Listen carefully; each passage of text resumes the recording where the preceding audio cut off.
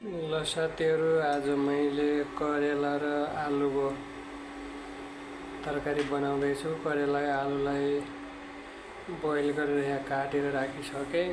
त्यस पछाडि यहाँ रेडी भइसक्यो ऊ पनि, लसुन र प्याज पनि। अब मैले यता कराई बसाइसकेको छु तरकारी पकाउने, तेल हाल्छु।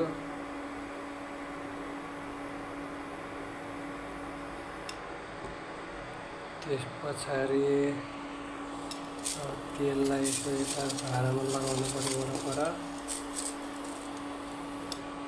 चुलो पनि फेरि खत्रै छ नि फेरि साथीहरू। तेल हल्का ढिलो तातिन्छ क्या। ल मैले यो पोइन्ट बढाइदिइसकेँ, हल्का यो 800 मा राखिदिएँ मैले, अलि स्पिड छिटो तातिन्छ। ल अब तेल पनि तातेर रेडी भयो। ल मैले हालिदिइसकेँ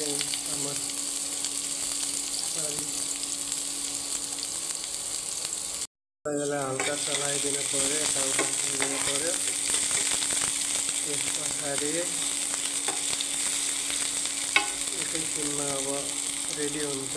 आलु र करेलालाई चाहिँ बोइल गरेको छु है, धेरै पकाउन पर्दैन होला, हल्का थोरै 5 मिनट जति पकाउनु पर्छ होला। अब प्याज पाकेर रातो भइसक्यो। ल मैले यो हालिदिएँ। अब यो अलि काटेर राखेको थिएँ। ल झन्डै दुईटा पनि पोख्यो यतातिर। अब मैले यसमा बेसार हालेँ। त्यसपछि हल्का नमक हालेँ। अब चाहिँ यसलाई मजाले चलाउनु पर्छ, तर यो चाहिँ सानो बनाउनु पर्छ, फेरि माइनसलाई घटाउने हो। म 200 मा राख्छु। अलिकति भाँडो यहाँलाई सर्नै भएन हो।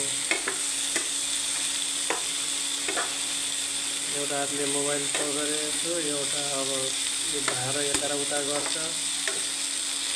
घरको प्रधान जस्तो भएपछि भाँडो यो ठाउँमा अडिक्यो। यस्तो त सम्मै छ, त्यही भएर लड्याएको लुरु गर्छ भाँडो पनि।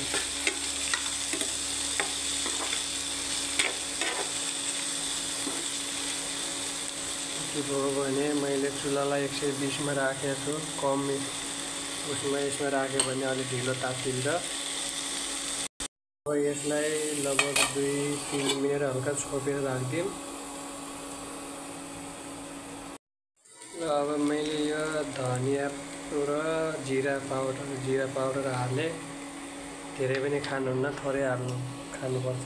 त्यस पछाडि लगभग 2 मिनट मैले यसलाई छोपिदिन्छु। ल 2 मिनट भइसक्यो। अब मैले यसलाई निकालेर अनि यसलाई मजासँग अब चलाइदिन्छु।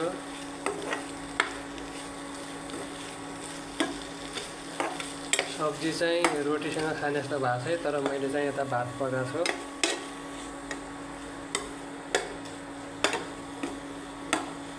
अब यति भएपछि मैले थोरै पानी राखेँ।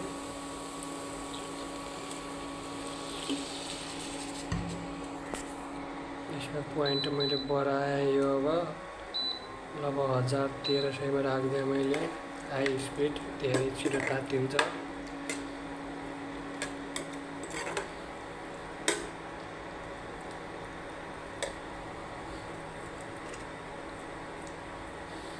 अब फेरि 2-3 मिनट छोपेर राखिदिउँ।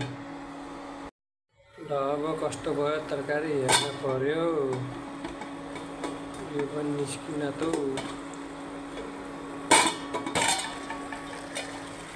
ल हेर्नुहोस्, तरकारी रेडी भयो।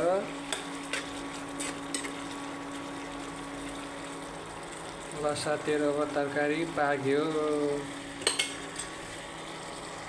ल यति नै है त।